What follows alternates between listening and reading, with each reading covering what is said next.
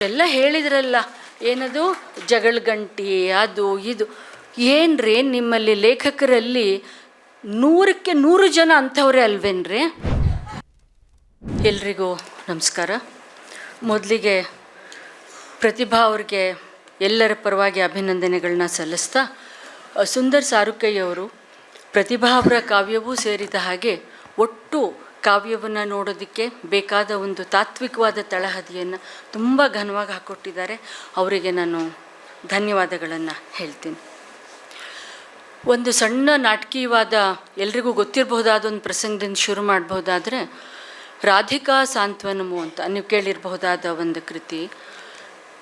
ಅದು ಪ್ರಕಟ ಆದಾಗ ಅದನ್ನು ಬರೆದಿರೋದು ಒಬ್ಬ ಪುರುಷ ಅಂತ ತಿಳ್ಕೊಂಡು ಇಡೀ ತಮಿಳುನಾಡಿನಲ್ಲಿ ಅದನ್ನು ಸಂಭ್ರಮಿಸಲಾಯಿತು. ಎಷ್ಟೆಷ್ಟು ಅದ್ಭುತವಾದ ಲೇಖನಗಳನ್ನು ಆ ಕೃತಿಯ ಬಗೆಗೆ ಬರೆಯಲಾಯಿತು. ಹಾಗೆ ಬರೆದ ಎಲ್ಲ ಲೇಖನಗಳಲ್ಲೂ ಮುಖ್ಯವಾಗಿದ್ದ ಒಂದು ಸಂಗತಿ ಏನು ಅಂತಂದರೆ, ಈ ಲೇಖಕ ಬಳಸಿದ ಹಾಗೆ ಲೈಂಗಿಕ ಪ್ರತಿಮೆಗಳನ್ನು ಇಲ್ಲಿಯ ತನಕ ಭಾರತದಲ್ಲಿ ಯಾರೂ ಬಳಸಿಲ್ಲ ಅಂತ. ಮುಂದೆ ಒಂದು ವಿಚಾರ ಸಂಕಿರಣದಲ್ಲಿ ಬೆಂಗಳೂರು ನಾಗರತ್ನಂನವರು ಅದನ್ನು ಬರೆದಿದ್ದು ಮುದ್ದು ಪಳನಿ ಎನ್ನುವ ಒಬ್ಬ ಹೆಣ್ಣುಮಗಳು ಅಂದ್ಕೂಡ್ಲೇನೆ ಆ ಪುಸ್ತಕವನ್ನೇ ಬ್ಯಾನ್ ಮಾಡಲಾಯಿತು. ಆ ಪುಸ್ತಕವನ್ನು ಸಾರ್ವಜನಿಕವಾಗಿ ಸುಡಲಾಯಿತು. ಯಾಕೆ ಕ್ಲೀಶೆ ಅಂತ ಅನಿಸಿದ್ರು ಇದರಿಂದ ಶುರು ಮಾಡಿದೆ ಅಂದರೆ, ಪ್ರತಿಭಾ ಬರೆದಂಥ ಇಂಥ ಕಾವ್ಯವನ್ನು ಒಬ್ಬ ಲೇಖಕ ಬರೆದಿದ್ದರೆ ಪ್ರತಿಭೆಗೆ ಸಿಕ್ಕಿಲ್ಲ ಅಂತ ನಾನು ಹೇಳ್ತಾ ಇಲ್ಲ, ಸಿಕ್ಕಿದೆ, ಆದರೆ ಸಿಕ್ಕಿದ್ದು ಕಮ್ಮಿ ಅನ್ನೋ ದೃಷ್ಟಿಯಿಂದ, ಮತ್ತು ಒಬ್ಬ ಲೇಖಕನಿಗೆ ಸಿಗಬಹುದಾಗಿದ್ದ ಎಲ್ಲವೂ ಯಾಕೆ ಪ್ರತಿಭೆಗೆ ಸಿಕ್ಕಿಲ್ಲ ಅನ್ನುವ ಒಂದು ವಿಷಾದದಲ್ಲಿ ನಾನು ನನ್ನ ಮಾತನ್ನು ಶುರು ಮಾಡ್ತಾಯಿದ್ದೀನಿ. ಪ್ರತಿಭಾ ಕಾವ್ಯದ ಬಗೆಗೆ ಎಲ್ಲರೂ ಬರೀತಾರೆ, ಎಲ್ಲರೂ ಮಾತಾಡ್ತಾರೆ, ಎಲ್ಲ ಸರಿಯೇ. ಇಷ್ಟಾಗಿ ಕನ್ನಡದಲ್ಲಿ ಯಾರ್ಯಾರನ್ನು ನಾವು ಯುಗ ಪ್ರವರ್ತಕ ಕವಿಗಳು ಅಂತ ಕರಿತೀವಿ, ಮೇಜರ್ ಪೋಯಿಟ್ಸ್ ಅಂತ ಕರಿತೀವಿ, ಅಂಥ ಮೇಜರ್ ಪೋಯಿಟಿನ ಸಾಲಿನಲ್ಲಿ ಸಾಮಾನ್ಯವಾಗಿ ಪ್ರತಿಭಾ ಅವರನ್ನು ಯಾಕೆ ನಿಲ್ಲಿಸಲಾಗುವುದಿಲ್ಲ? ತುಂಬ ಹಿಂದೆ ಲಂಕೇಶ್ ಅವರ ಅಕ್ಷರ ಹೊಸ ಕಾವ್ಯಕ್ಕೆ ಬರೆದ ಪ್ರಸ್ತಾವನೆಯಲ್ಲಿ ಈಚೆಗೆ ತುಂಬ ಒಳ್ಳೆಯ ಕವಿತೆಗಳನ್ನು ಬರೆಯುತ್ತಾ ಇರುವ ಪ್ರಮುಖ ಕವಿ ಎನ್ನುವ ಮಾತನ್ನು ಲಂಕೇಶ್ ಹೇಳ್ತಾರೆ. ಶಿವಪ್ರಕಾಶ್ ಬರೆದಿರುವ ಈ ಲೇಖನದಲ್ಲಿ, ಈ ಕೃತಿನಲ್ಲಿ ಆ ಲೇಖನ ಕೂಡ ಇದೆ. ಶಿವಪ್ರಕಾಶ್ ಒಂದು ಒಳ್ಳೆಯ ಮಾತನ್ನು, ಅದರ ಬಹಳ ಮುಖ್ಯವಾದ ಒಂದು ಮಾತನ್ನು ಪ್ರತಿಭಾ ಕಾವ್ಯದ ಬಗೆಗೆ ಹೇಳ್ತಾರೆ.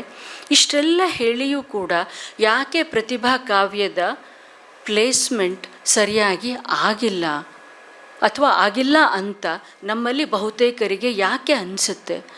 ಅವರ ಪ್ಲೇಸ್ಮೆಂಟ್ ಸರಿಯಾಗಿ ಆಗಿಲ್ಲ ಅಂತ ಅನಿಸೋದು ಲೇಖಕಿಯರಿಗೆ, ಸ್ತ್ರೀವಾದಿಗಳಿಗೆ ಮಾತ್ರವೋ ಅಥವಾ ಎಲ್ಲರಿಗೂ ಈ ಪ್ರಶ್ನೆ ಕಾಡಬೇಕು?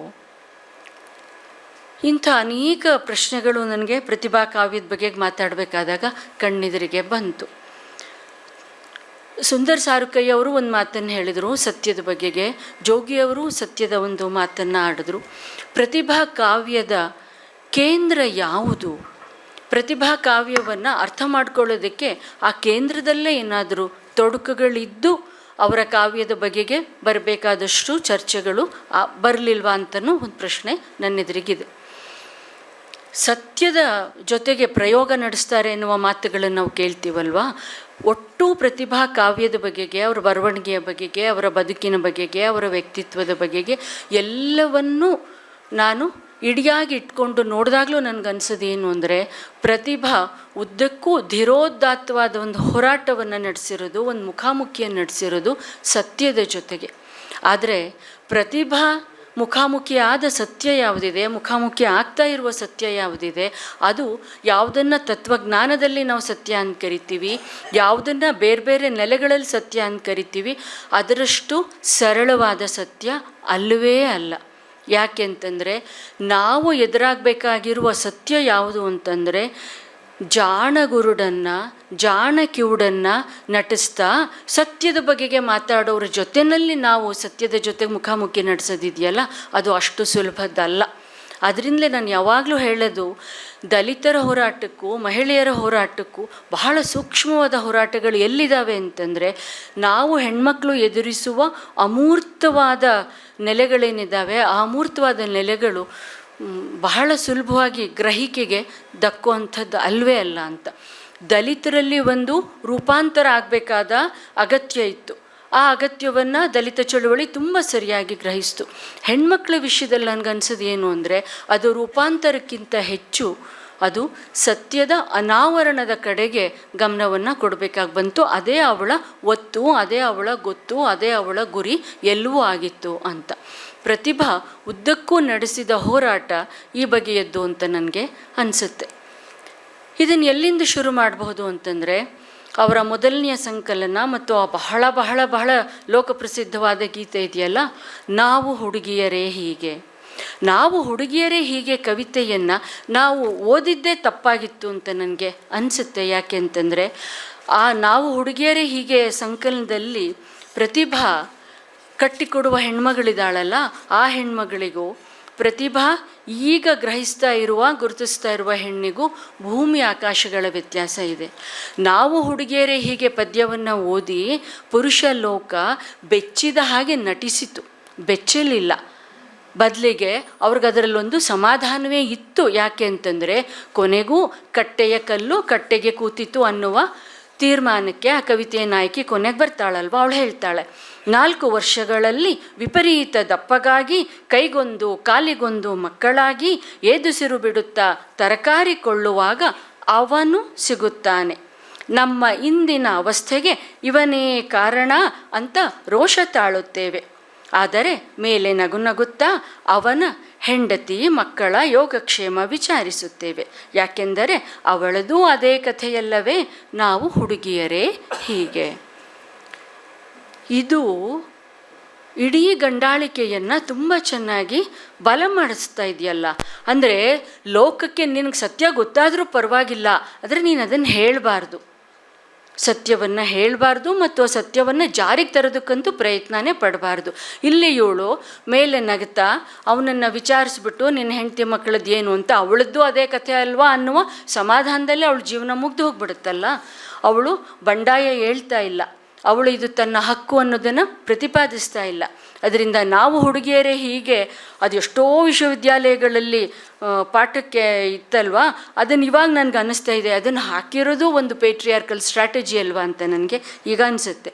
ಇರಲಿ, ಆದರೆ ಇಲ್ಲಿಂದ ಆಚೆಗೆ ನಾವು ಹುಡುಗಿಯರೇ ಹೀಗೆ ಕವನ ಸಂಕಲನದ ಆಚೆಗೆ ಪ್ರತಿಭಾ ನಡೆದ ದಾರಿ ಇದೆಯಲ್ಲ, ಆ ದಾರಿ ಒಂದು ಹೆದ್ದಾರಿ. ಆ ಹೆದ್ದಾರಿ ಅಂತ ಗುರ್ತಿಸೋದಕ್ಕೆ ನಾವಿನ್ನೂ ಒದ್ದಾಡ್ತಾ ಇದ್ದೀವಿ ಅಂತ ನನಗೆ ಅನಿಸುತ್ತೆ. ಆದರೆ ಅದು ಹೆದ್ದಾರಿ ಅನ್ನೋದರಲ್ಲಿ ಅನುಮಾನ ಅಂತೂ ಇಲ್ಲ. ಹಾಗಿದ್ರೆ ಪ್ರತಿಭಾ ಕಟ್ಟೋದಕ್ಕೆ ಪ್ರಯತ್ನ ಪಟ್ಟ ಹೆದ್ದಾರಿ ಯಾವುದು, ಅಥವಾ ಅವರು ಅನಾವರಣ ಮಾಡ್ಕೊಳ್ಳೋದಕ್ಕೆ ಪ್ರಯತ್ನ ಪಟ್ಟಂಥ ಸತ್ಯಗಳು ಯಾವುದು ಹೆಣ್ಣಿನ ಮಟ್ಟಿಗೆ? ಮತ್ತು ಹೀಗೆ ಸತ್ಯವನ್ನು ಅನಾವರಣ ಮಾಡಿಕೊಳ್ಳುವ ಪ್ರತಿಭಾ ಅವರ ಒಂದು ಮೆಥಡಾಲಜಿ ಇದೆಯಲ್ಲ, ಆ ಮೆಥಡಾಲಜಿನೇ ಪ್ರತಿಭಾ ಅವರನ್ನು ಭಾರತದ ಮುಖ್ಯ ಬರಹಗಾರರ ಸಾಲಿನಲ್ಲಿ ನಿಲ್ಲಿಸುತ್ತೆ ಅಂತ ನಾನು ತಿಳ್ಕೊಂಡಿದ್ದೀನಿ. ಯಾಕೆ ಆ ಮೆಥಡಾಲಜಿಯ ಬಗೆಗೆ ನನಗೆ ಬಹಳ ಗೌರವ, ನಂಬಿಕೆ, ಪ್ರೀತಿ, ಹೆಮ್ಮೆ ಎಲ್ಲವೂ ಇದೆ ಅಂತಂದರೆ, ಒಬ್ಬ ಸ್ತ್ರೀವಾದಿ ಚಿಂತಕಿ ಹೇಳ್ತಾಳೆ, questions has to be asked before they are wrongly answered. ಅವುಗಳಿಗೆ ತಪ್ಪು ಉತ್ತರಗಳನ್ನು ಕಂಡುಕೊಳ್ಳೋದಕ್ಕೆ ಮುಂಚೆ ನಾವು ಪ್ರಶ್ನೆಗಳನ್ನು ಕೇಳಬೇಕು ಅಂತ. ಎಲ್ಲ ಕಾಲಕ್ಕೂ ಹೆಣ್ಮಕ್ಳು ಪ್ರಶ್ನೆಗಳನ್ನು ಸಣ್ಣ ಧ್ವನಿಯಲ್ಲೋ ಪಿಸು ಧ್ವನಿಯಲ್ಲೋ ಆಪ್ತವಾಕ್ನಲ್ಲೋ ಕೇಳ್ತಾನೆ ಇದ್ದಾರೆ. ಆದರೆ ಅದಕ್ಕೆ ಸಿಕ್ಕ ಉತ್ತರಗಳು ಏನು ಅನ್ನೋದು ನಮಗೆಲ್ರಿಗೂ ಗೊತ್ತಿರೋವಂಥದ್ದೇ. ಆದರೆ ಅವರು ಕೇಳುವ ಪ್ರಶ್ನೆಗಳಿಗೆ ಉದ್ದಕ್ಕೂ ಇತಿಹಾಸದಲ್ಲಿ ಸಿಕ್ಕಿರೋದು ತಪ್ಪು ಉತ್ತರಗಳೇ ಒಂದು. ಎರಡನೇದ್ದು, ಅವರು ಕಂಡುಕೊಂಡಂಥ ಸರಿಯಾದ ಉತ್ತರಗಳನ್ನು ಚರಿತ್ರೆಯಲ್ಲಿ ತುಂಬ ಯಶಸ್ವಿಯಾಗಿ ಹುಗಿದಿಡಲಾಗಿದೆ ಅನ್ನೋದು ನಮಗೆ ಗೊತ್ತಿದೆ. ಪ್ರತಿಭಾ ಕಾವ್ಯ ಉದ್ದಕ್ಕೂ ಹೀಗೆ ಪ್ರಶ್ನೆಗಳನ್ನು ಕೇಳುತ್ತೆ, ಸರಿಯಾದ ಪ್ರಶ್ನೆಗಳನ್ನು ಕೇಳುತ್ತೆ ಮತ್ತು ಸರಿಯಾದ ಉತ್ತರವನ್ನು ಅವರ ಕವಿತೆಗಳು ಧ್ವನಿಸುತ್ತಾ ಹೋಗುತ್ತವೆ. ಹಾಗೆ ಧ್ವನಿಸುತ್ತಾ ಹೋಗುವ ಹೊತ್ತಿನಲ್ಲಿ ಪ್ರತಿಭಾ ಏನು ಮಾಡ್ತಾರೆ ಅಂತಂದರೆ, ನೋಡು ಹೀಗಿದೆ, ನೀನು ಇದನ್ನು ಒಪ್ಕೊಳ್ಳೇಬೇಕು ಅನ್ನುವ ಒಂದು ಚರ್ಚಾಸ್ಪರ್ಧೆಯ ಚರ್ಚಾಪಟುವಿನ ಮಾತನ್ನು, ಆ ಧಾಟಿಯನ್ನು ಪ್ರತಿಭಾ ಮಾಡಲ್ಲ. ಪ್ರತಿಭಾ ಅದನ್ನು ಒಪ್ಕೊಂಡಿಲ್ಲ. ಪ್ರತಿಭಾ ಅಡಾಪ್ಟ್ ಮಾಡ್ಕೊಂಡಿರುವ ಮೆಥಡಾಲಜಿ ಯಾವುದು ಅಂತಂದರೆ, ಇನ್ನೊಬ್ಬ ಇವಳು ಹೇಳ್ತಾಳೆ, ಏನೋ ಫೆಮಿನಿಸ್ಟ್ ಥಿಂಕರ್ ಅವಳು ಹೇಳ್ತಾಳೆ, if I learn to express my experience as a woman in its totality and without self censorship I will be speaking a new language ಅಂತ. ನಾನು ಹೆಣ್ಣಾಗಿ ನನ್ನ ಅನುಭವಗಳನ್ನು ಸೆಲ್ಫ್ ಸೆನ್ಸಾರ್ಶಿಪ್ ಇಲ್ಲದೆ ಅದರ ಸಮಗ್ರತೆಯಲ್ಲಿ, ಅದರ ಸೂಕ್ಷ್ಮದಲ್ಲಿ ಹಿಡಿಯೋದಕ್ಕೆ ನನಗೆ ಸಾಧ್ಯ ಆಗೋದಾದರೆ ನಾನು ಒಂದು ಹೊಸ ಭಾಷೆಯಲ್ಲಿ ಮಾತಾಡ್ತಾ ಇರ್ತೀನಿ ಅಂತ. ಪ್ರತಿಭಾ ಕಾವ್ಯ ಮೊದಲನೆಯ ಸಂಕಲನದ ಆಚೆಗಿಂದ, ಮೊದಲನೆಯ ಸಂಕಲನದಲ್ಲಿ ನಾವು ಹುಡುಗಿಯರೇ ಹೀಗೆ ಆ ಕವಿತೆ ಅಥವಾ ಅದರಲ್ಲಿರುವಂಥ ಕವಿತೆಗಳಿದ್ದಾವಲ್ಲ, ಅವು ಈ ಲೋಕ ಹೆಣ್ಣಿಗೆ ಕೊಟ್ಟ ವೇಷ ಇತ್ತಲ್ಲ, ಆ ವೇಷವನ್ನು ಒಪ್ಪಿ ಬರೆದಂಥ ಕವಿತೆಗಳು ಅಂತ ಅನಿಸುತ್ತೆ. ಆದರೆ ಅಲ್ಲಿಂದ ಆಚೆಗೆ ಆ ವೇಷವನ್ನು, ಆ ಭಾಷೆಯನ್ನು, ಆ ನಟನೆಯನ್ನು, ಆ ಮೌಲ್ಯ ವ್ಯವಸ್ಥೆ ಎಲ್ಲವನ್ನೂ ಪ್ರತಿಭಾ ನಿಧಾನಕ್ಕೆ ಪಕ್ಕಕ್ಕೆ ಇಡ್ತಾ ಹೋಗ್ತಾರೆ. ಒಂಚೂರು ಫಿಲಾಸಫಿಯ ಭಾಷೆಯನ್ನು ಬಳಸ್ಕೊಳ್ಬಹುದಾದರೆ ವಿಸರ್ಜನೆಯನ್ನು ಮಾಡ್ತಾ ಪ್ರತಿಭಾ ಆವಾಹನೆಯನ್ನು ಮಾಡ್ತಾ ಹೋಗ್ತಾರೆ. ಅವ್ರು ವಿಸರ್ಜನೆ ಮಾಡೋದು ಯಾವುದನ್ನು ಅಂದರೆ, ಯಾವ ಕನ್ಸ್ಟ್ರಕ್ಟ್ಗಳಲ್ಲಿ ಹೆಣ್ಣನ್ನು ನೀವು ಇಲ್ಲಿಯ ತನಕ ಕಟ್ಟಿ ಸಂಭ್ರಮಿಸ್ತಾ ಇದ್ರೋ, ನಿನಗೆ ಒಳಗೆ ನೋವಾದರೂ ಪರವಾಗಿಲ್ಲ, ಕೋಪ ಬಂದರೂ ಪರವಾಗಿಲ್ಲ, ಮನೆ ಒಳಗೆ ನಿನ್ನ ಗಂಡನ ಹಿಡ್ಕೊಂಡು ಹೊಡೆದ್ರೂ ಪರವಾಗಿಲ್ಲ, ಆದರೆ ಲೋಕದ ಎದುರಿಗೆ ನಮ್ಮನ್ನು ಉಳಿಸಿದೆಯಲ್ಲ ಅಷ್ಟು ಸಾಕು ಅನ್ನೋದಿತ್ತಲ್ಲ, ನಿಧಾನವಾಗಿ ಅದೆಲ್ಲದರಿಂದ ಬಿಡಿಸ್ತಾ ಪ್ರತಿಭಾ ಬರ್ತಾ ಹೋಗ್ತಾರೆ. ಯಾಕೆ ನಾನು ಪ್ರತಿಭಾ ಅವರ ಕಾವ್ಯವನ್ನು ನಾವು ಚರ್ಚೆ ಮಾಡೋದೇ ಆದರೆ ಅಮೃತಾ ಪ್ರೀತಮ್ ಅಂತವ್ರ ಜೊತೆಯಲ್ಲಿ, ಕಮಲಾದಾಸ್ ಅಂತವರ ಬರವಣಿಗೆ ಜೊತೆಯಲ್ಲಿ ಇಡಬೇಕು ಅಂತ ಹೇಳ್ತೀನಿ ಅಂತಂದರೆ, ಈ ಬಗೆಯ ದಿಟ್ಟತನ, ನಾನು ಆ ಬೋಲ್ಡ್ ಅನ್ನೋ ಪದ ಅಥವಾ ದಿಟ್ಟತನ ಅಂತ ಬಳಸೋಕ್ಕೂ ಒಂಚೂರು ಸಂಕೋಚವೇ ಇರಲಿ, ಆ ದಿಟ್ಟತನದ ನಿಲುವಿದೆಯಲ್ಲ, ಆ ದಿಟ್ಟತನದ ನಿಲುವು, ಅದಕ್ಕೆ ಬೇಕಾಗಿರುವ ಕನ್ಸಿಸ್ಟೆನ್ಸಿ ಇದೆಯಲ್ಲ, ಅದು ಬೇಡೋದು ಅಗಾಧವಾದ ಮನಃಶಕ್ತಿಯನ್ನು, ಮನೋಧೀರತೆಯನ್ನು, ಅದು ಪ್ರತಿಭೆಗೆ ಇದೆ. ಎಲ್ಲ ಗೌರವದ ಜೊತೆಯಲ್ಲಿ ಇದೊಂದು ಸಣ್ಣ ಉದಾಹರಣೆಯನ್ನು ತಗೊಳ್ಬಹುದಾದರೆ, ವೀಣಾ ಶಾಂತೇಶ್ವರ್ ಕೊನೆಯ ದಾರಿ, ಬಿಡುಗಡೆ, ಗಂಡಸರು ಈ ಥರದ ಕೃತಿಗಳನ್ನು ಬರೆದಂಥ ವೀಣಾ ಶಾಂತೇಶ್ವರ್ ಅವರ ಬದುಕಿನ ಉತ್ತರಾರ್ಧದಲ್ಲಿ ಬರೆದ ತಿರುಗಿ ಹೋದಳು ಕಥೆ ಇದೆಯಲ್ಲ, ಇದು ಸರಿ ತಪ್ಪಿನ ಪ್ರಶ್ನೆನೇ ಅಲ್ಲ. ನಾವು ವ್ಯವಸ್ಥೆಯ ಜೊತೆಯಲ್ಲಿ, ಗಂಡಾಳಿಕೆಯ ಜೊತೆಯಲ್ಲಿ ರಾಜಿ ಮಾಡ್ಕೊಂಡ್ವಿ. ನಾನು ಆ ಮಾತನ್ನು ಹೇಳ್ತಾ ಇಲ್ಲ. ನನಗೆ ಮುಖ್ಯವಾಗಿ ಬೇಕಾಗಿರೋದು ಏನು ಅಂತಂದರೆ, ನಾನು ನನ್ನ ವ್ಯಕ್ತಿತ್ವದ ಬಗೆಗೆ, ನನ್ನ ಜೀವನದ ಬಗೆಗೆ, ನನ್ನ ಆಯ್ಕೆಗಳ ಬಗೆಗೆ ನಾನು ಕೊನೆಯವರೆಗೂ ಉಳಿಸ್ಕೊಳ್ಬೇಕಾಗಿರುವ ಆ ನಂಬಿಕೆ ಇದೆಯಲ್ಲ, ಆ ನಂಬಿಕೆಯ ಸಾತತ್ಯ, ಆ ಕಷ್ಟದ ಸವಾಲನ್ನು ಪ್ರತಿಭಾ ಇಲ್ಲಿವರೆಗೂ ಉಳಿಸ್ಕೊಂಡು ಬಂದಿರೋದಿದೆಯಲ್ಲ, ಅದು ನಿಜವಾದ ಸಾಧನೆ ಪ್ರತಿಭಾ ಅವ್ರದ್ದು ಅಂತ ನನಗೆ ಅನಿಸುತ್ತೆ. ಯಾಕೆಂದರೆ ಇವಾಗ ಅಷ್ಟೆಲ್ಲ ಹೇಳಿದ್ರಲ್ಲ, ಏನದು ಜಗಳಗಂಟಿ, ಅದು ಇದು, ಏನ್ರಿ ನಿಮ್ಮಲ್ಲಿ ಲೇಖಕರಲ್ಲಿ 100ಕ್ಕೆ 100 ಜನ ಅಂಥವ್ರೆ ಅಲ್ವೇನ್ರಿ? ನಿಮಗೆ ಅಂಥವ್ರಿಗೆ ಅಂದರೆ ಅದು ಎಲ್ಲವೂ ಎಷ್ಟು ಸಹಜವಾಗಿ ನಿಮಗೆ ಕಾಣಿಸುತ್ತೆ. ಮತ್ತು ಏನದು ಪೊಲ್ಲಮೆಯಲ್ಲೇಸು ನಲ್ಲರ ಮೈಯೋಳಂತ ಅವಳು ಅಮೃತಮತಿ ಹೇಳ್ತಾಳಲ್ಲ, ಹಾಗೆ ಅಂದರೆ ನೀವು ಸದಾ ಕುಡ್ಕೊಂಡಿದ್ರೆ, ಇನ್ನೆಂಗೊಮ್ಮ ಏನೋ ಮಾಡ್ಕೊಂಡಿದ್ರೆ ಅದೇ ಸಹಜ. ಒಬ್ಬ ರೈಟರ್ಗೆ ಅದೇ ಭೂಷಣ ಅನ್ನುವ ಹಾಗೆ ಮಾತಾಡ್ತಾ ನಾವು ಲೇಖಕಿಯರ ಮಟ್ಟಿಗೆ ಈ ಬಗೆಯ ಮಾನದಂಡಗಳನ್ನ ಇಟ್ಕೊಳ್ಳೋದು. ಅವರೆಲ್ಲ ಬಹಳ ಪ್ರೀತಿಯಿಂದಲೇ ಮೋಹನ್ ಆಗಲಿ ಜೋಗಿ ಆಗಲಿ ಹೇಳಿದ ಅಬ್ಸಲ್ಯೂಟ್ಲಿ ಫೈನ್. ಆದರೆ ಇಷ್ಟೆಲ್ಲ ಇದ್ದು ಒಳಗೆಲ್ಲೋ ಒಂದು ಮೂಕ ಅಮೈತ್ರಿ ಇದೆ ಅಲ್ಲ, ಲೇಖಕಿಯರ ಬಗೆಗೆ, ಲೇಖಕಿಯರ ವ್ಯಕ್ತಿತ್ವದ ಬಗೆಗೆ, ಅವರ ಬದುಕಿನ ಬಗೆಗೆ, ಅವರ ಬರವಣಿಗೆಯ ಬಗೆಗೆ. ಇದೇ ಒಂದು ದೊಡ್ಡ ಅಡ್ಡಿ ಅಲ್ವಾ ನಮಗೆ, ಅವರನ್ನು ಎಲ್ಲಿ ಪ್ಲೇಸ್ ಮಾಡಬೇಕು ಅಲ್ಲಿ ಪ್ಲೇಸ್ ಮಾಡೋದಕ್ಕೆ. ಬೆಳಗೆರೆ ಜಾನಕಮ್ಮನವ್ರ ಬಗೆಗೆ ಅಥವಾ ಕೊಡಗಿನ ಗೌರಮ್ಮನವ್ರ ಬಗೆಗೆ ಎಷ್ಟು ಪ್ರೀತಿಯಿಂದ ಮುನ್ನುಡಿಯನ್ನು ಬೇಂದ್ರೆ ಅವರು ಬರೀತಾರೆ. ಅಷ್ಟು ಪ್ರೀತಿಯಿಂದ ಬರೆದಾಗಲೂ ಅವ್ರಿಗೆ ಆಕೆ ನಮ್ಮ ಬಹಳ ಮುಖ್ಯವಾದ ಒಬ್ಬ ಕಥೆಗಾರ್ತಿ ಅಂತ ಒಂದು ವಾಕ್ಯ ಹೇಳೋಕ್ಕಾಗಲಿಲ್ಲ ನೋಡಿ. ಕಟು ಮಧುರ ಅಂತ ಮಾತ್ರ ಹೇಳ್ತಾರೆ. ಬೇಂದ್ರೆ ಅವರಿಗೆ ಹೆಣ್ಮಕ್ಳ ಬಗೆಗೆ ವಿರೋಧ ಇತ್ತು, ದ್ವೇಷ ಇತ್ತು, ತಿರಸ್ಕಾರ, ನಾನು ಅದು ಯಾವುದನ್ನೂ ಹೇಳ್ತಾ ಇಲ್ಲ. ಆದರೆ ನಮ್ಮ ಸೆನ್ಸಿಬಿಲಿಟಿಯಲ್ಲೇ ಇರುವ ಒಂದು ಮೂಲಭೂತವಾದ ದೋಷ ಇದೆಯಲ್ಲ, ಮೂಲಭೂತವಾದ ಒಂದು ಕೊರತೆ ಇದೆಯಲ್ಲ, ಅದನ್ನು ತುಂಬಿಕೊಳ್ಳದೆ ಹೋದರೆ ಯಾವಾಗ ನಾವು ಸರಿ ಹೋಗೋದು? ಜೆಂಡರ್ ಸೆನ್ಸಿಟೈಸೇಷನ್ ಬಗೆಗೆ ಇಷ್ಟು ಮಾತಾಡ್ತೀವಿ, ಜೆಂಡರ್ ಈಕ್ವಾಲಿಟಿಯ ಬಗೆಗೆ ಇಷ್ಟು ಮಾತಾಡ್ತೀವಿ, ಇನ್ನೂ ಎಂಥೆಂಥ ಮಾತುಗಳನ್ನು ನಾವು ದಿನನಿತ್ಯ ಕೇಳ್ತೀವಲ್ವ. ಇನ್ನೂ ಏನು ಬೇಕು ನಿಮಗೆ ಅಂತ ಕೇಳ್ತೀವಲ್ಲ, ಇನ್ನೂ ಏನು ಬೇಕು ಅನ್ನೋದಕ್ಕೆ ಸಿಕ್ಕಿದ್ದೇನು ಸ್ವಾಮಿ ಅಲ್ವಾ? ಮತ್ತು ಇಂಥ ಪ್ರಶ್ನೆಗಳನ್ನು ಕೇಳಿದ ಕೂಡಲೇ ನಮ್ಮನ್ನು ಇನ್ನೊಂದು ಉಗ್ರ ಸ್ತ್ರೀವಾದಿಗಳು ಅಂತ ಕತ್ಲೆಗೆ ಬಿಡ್ತಾ ಇರ್ತಾರೆ. ಆದರೆ ಪ್ರತಿಭಾ ಹಿಡಿದ ದಾರಿ ಏನು ಗೊತ್ತಾ? ಇಷ್ಟು ಕೋಪದಲ್ಲೂ ಅವ್ರು ಸಾಮಾನ್ಯವಾಗಿ ಮಾತಾಡೋದಿಲ್ಲ.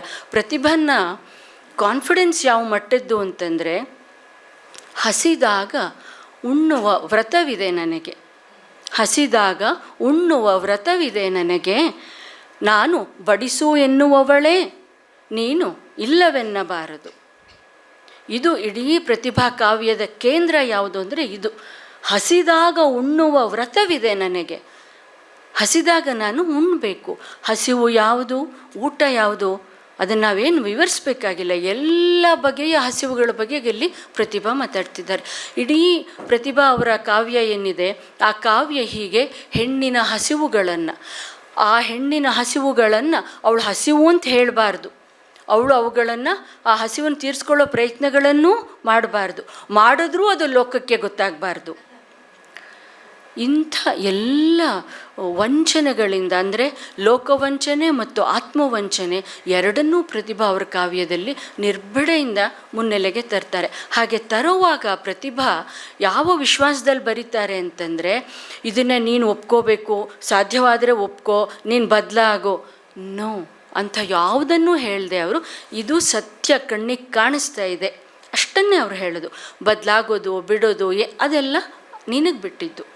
ನನಗೆ ಆ ಸತ್ಯ ಗೊತ್ತಾಗಿದೆ ಅನ್ನುವ ಸತ್ಯ ನಿನಗೆ ಗೊತ್ತಾದರೆ ಸಾಕು. ಆ ಧರ್ತಿಯಲ್ಲಿ ಪ್ರತಿಭಾ ಅವರ ಕಾವ್ಯ ಇದೆ ಅಂತ ನನಗೆ ಅನಿಸುತ್ತೆ. ಹೀಗೆ ಒಂದು ನಿಡುಗಾಲದ ಈ ಕಾವ್ಯದ ಪ್ರಯಾಣದಲ್ಲಿ ಈ ಸತ್ಯವನ್ನು ಬೆನ್ನತ್ತಿ ಹೊರಟಂಥ ಪ್ರತಿಭಾ ಕಾಣುವ ಸತ್ಯಗಳನ್ನು ಎಷ್ಟು ಪರಿಣಾಮಕಾರಿಯಾಗಿ ಇಡ್ತಾರೆ ಅಂತಂದರೆ, ಹಾಗೆ ಇಟ್ಟಾಗ ಕೆಲವರಿಗೆ ಇದು ಭಿನ್ನವಾದ ಕಾವ್ಯದ ಮಾದರಿ ಅಂತ ಅನಿಸುತ್ತೆ, ಕೆಲವರಿಗೆ ಇದು ಗಪದ್ಯ ಅಂತ ಅನಿಸುತ್ತೆ, ಕೆಲವರಿಗೆ ಇದು ಗದ್ಯಾತ್ಮಕ ಅಂತ ಅನಿಸಿದೆ, ಇನ್ನು ಕೆಲವರು ಯಾರೋ ಹೇಳಿದ್ರು ಅಂದ್ರಲ್ಲ, ಅವ್ರು ಇನ್ನೂ ಸ್ವಲ್ಪ ಸೀರಿಯಸ್ ಆಗಬೇಕಿತ್ತು ಅಂತ ಅನಿಸುತ್ತೆ. ಪ್ರಶ್ನೆ ಇರೋದು ಎಲ್ಲಿ ಅಂದರೆ, ನಮಗೆ ಅಂದರೆ ಲೋಕಕ್ಕೆ ಇನ್ನೂ ಹೆಣ್ಣಿನ ಭಾಷೆಯನ್ನು ಕಲಿಯೋಕ್ಕೆ ಆಗಿಲ್ಲ. ಪ್ರತಿಭಾ ಕಾವ್ಯದ ಪ್ಲೇಸ್ಮೆಂಟ್ನಲ್ಲಿರುವ ಒಂದು ಬಹಳ ದೊಡ್ಡ ತೊಂದರೆ ಯಾವುದು ಅಂತಂದರೆ, we are yet to learn the language of women ಅಂತ ನನಗೆ ಅನಿಸುತ್ತೆ. ನಮಗಿನ್ನೂ ಹೆಣ್ಣಿನ ಭಾಷೆಯನ್ನು ಅರ್ಥ ಮಾಡ್ಕೊಳ್ಳೋಕ್ಕೆ ಆಗಿಲ್ಲ, ಕಲಿಯುವ ಮನಸ್ಥಿತಿಯೂ ನಮಗಿಲ್ವೇನೋ ಅಂತ. ಅವ್ರು ಹೇಳ್ತಾರಲ್ವ, ಏನದು, ನಿನಗೆ ಕಿವಿ ಇಲ್ಲ, ನನಗೆ ಭಾಷೆ ಇಲ್ಲ, ಮಾತನಾಡುವುದು ಹೇಗೆ? ನಿನಗೆ ಕಿವಿ ಇಲ್ಲ, ನನಗೆ ಭಾಷೆ ಇಲ್ಲ. ತೊಂದರೆ ಇರೋದು ಎಲ್ಲಿ? ಭಾಷೆ ಇಲ್ಲದೆ ಇರೋದ್ರಲ್ಲೋ, ಕಿವಿ ಇಲ್ಲದೆ ಇರೋದ್ರಲ್ಲೋ? ಪ್ರತಿಭಾ ಅವರ ಕಾವ್ಯದಲ್ಲಿ ಕಟ್ಟಿರುವ ಹೆಣ್ಣಿನ ಭಾಷೆ ಇದೆಯಲ್ಲ, ಅದರ ಸ್ವರೂಪವನ್ನು ನೀವು ಅದನ್ನು ಗಪದ್ಯ ಅಂತ ಕರಿತೀರೋ, ಅಂಥದ್ದು ಯಾವುದನ್ನೂ ಕರೀದೆ. ನಾವೆಲ್ಲರೂ ಇತ್ತೀಚೆಗೆ ಸ್ತ್ರೀವಾದಿಗಳು ಮತ್ತೆ ಬಳಸ್ತಾ ಇರುವ ಒಂದು ಪರಿಕಲ್ಪನೆ ಯಾವುದು ಅಂತಂದರೆ ನರೇಷನ್ ಅಂತ, ನಿರೂಪಣೆ ಅಂತ. ನೀವು ಹೆಣ್ಣಿನ ಬರವಣಿಗೆ, ಹೆಣ್ಣಿನ ಅಭಿವ್ಯಕ್ತಿ ಏನಿದೆ, ಆ ಹೆಣ್ಣಿನ ಅಭಿವ್ಯಕ್ತಿಯನ್ನು ಸ್ಥಾಪಿತವಾದ, ಸಿದ್ಧವಾದ, ಒಪ್ಪಿತವಾದ ಮಾದರಿಗಳೇನಿದ್ದಾವೆ, ಇದು ಕಥೆ, ಇದು ಕಾವ್ಯ, ಇದು ಪ್ರಬಂಧ, ಅಂಥ ಸ್ಥಾಪಿತವಾದ ಮಾದರಿಗಳೇನಿದ್ದಾವೆ, ಆ ಮಾದರಿಗಳ ಆಚೆಗೆ ನೋಡುವ ಪ್ರಯತ್ನವನ್ನು ನೀವು ಮಾಡಬೇಕು ಹೆಣ್ಮಕ್ಳ ವಿಷಯದಲ್ಲಿ ಅಂತ. ಅದರಿಂದಲೇ ನಾವು ಅದನ್ನು ನರೇಷನ್ ಅಂತ ಕರೆಯೋದಕ್ಕೆ ಪ್ರಯತ್ನ ಪಡ್ತಿರೋದು. ಅದೊಂದು ನಿರೂಪಣೆ. ಅದು ಆ ನಿರೂಪಣೆಯಲ್ಲಿ ಎಲ್ಲವೂ ಇರುತ್ತೆ. ಹಾಗೆ ದಲಿತ ಕಾವ್ಯದಲ್ಲಿ ನಾವು ಅದನ್ನು ಅವರು ಬರೆದದ್ದನ್ನೆಲ್ಲ ಇಕ್ರಲ್ಲ, ಒದ್ದಿರಲ್ಲ ಅಂತ ಹೇಳಿದ ಕೂಡಲೇ ನಮಗದೊಂದು ರಾಜಕೀಯದ ಹೋರಾಟವಾಗಿ, ಅದೊಂದು ಅಸ್ಮಿತೆಯ ಹೋರಾಟವಾಗಿ, ಅದೊಂದು ಸಾಂಸ್ಕೃತಿಕ ಹೋರಾಟವಾಗಿ ಕಾಣಿಸ್ತೋ, ಹಾಗೆಯೇ ನಾವು ಹೆಣ್ಮಕ್ಳಿಗೆ ಬರೆದಾಗ ಹಸಿದಾಗ ಉಣ್ಣುವ ವ್ರತವಿಟ್ಟಿದ್ದೇನೆ ನಾನು ಅಂತ ಅನ್ನೋದಿದೆಯಲ್ಲ, ಅದು ಅಲ್ಲಿ ಧ್ವನಿಸ್ತಾ ಇರೋದು ಏನನ್ನ ಅಂತಂದರೆ, ಇದು ನನ್ನ ಭಾಷೆ, ಅದನ್ನು ನೀನು ಅರ್ಥ ಮಾಡ್ಕೋ ಅಂತ. ಪ್ರತಿಭಾ ಕಳೆದ 3-4 ದಶಕಗಳಲ್ಲಿ, ಇದು ಸರಿಯಾಗಿದ್ದರೆ, ನನ್ನ ಗ್ರಹಿಕೆ ಸರಿಯಾಗಿದ್ದರೆ, ಕಳೆದ 2.5-3 ದಶಕಗಳಲ್ಲಿ ಇನ್ನೊಂದು ಹೊಸ ಮೆಥಡಾಲಜಿಯನ್ನು ಅವರ ಕಾವ್ಯದಲ್ಲಿ ತಗೊಂಡಿದ್ದಾರೆ. ಆ ಕಾವ್ಯ ಯಾವುದು ಆ ಮೆಥಡಾಲಜಿ ಯಾವುದು ಅಂದರೆ, ಅವರದೇ ಪರಿಕಲ್ಪನೆಗಳನ್ನು, ಅವರದೇ ಪರಿಕರಗಳನ್ನು ಬಳಸ್ಕೊಂಡು ಅವರು ತನೇನು ಅನ್ನೋದನ್ನು ಹೇಳೋದಕ್ಕೆ ಪ್ರಯತ್ನ ಪಡ್ತಿದ್ದಾರೆ. ಈ ಉತ್ತರಾರ್ಧದ ಈ ಒಂದು ಹೊಸ ದಾರಿ ಇದೆಯಲ್ಲ ಪ್ರತಿಭಾ ಹಿಡಿದಿರೋದು, ಅದು ಇವತ್ತು ಬಹಳ ಗಂಭೀರವಾದ ಚರ್ಚೆಗೆ ಅರ್ಹವಾದ ಸಂಗತಿ ನನಗನ್ಸುತ್ತೆ.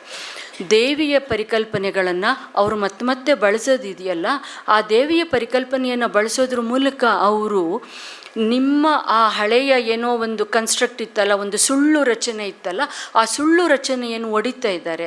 ಆ ಸುಳ್ಳು ರಚನೆಯನ್ನು ಒಡೆದು ಅದಕ್ಕೊಂದು ಹೊಸ ಅರ್ಥವನ್ನು, ಹೊಸ ಸಾಧ್ಯತೆಯನ್ನು ಅವ್ರು ಕೊಡೋದಕ್ಕೆ ಪ್ರಯತ್ನ ಪಡ್ತಿದ್ದಾರೆ.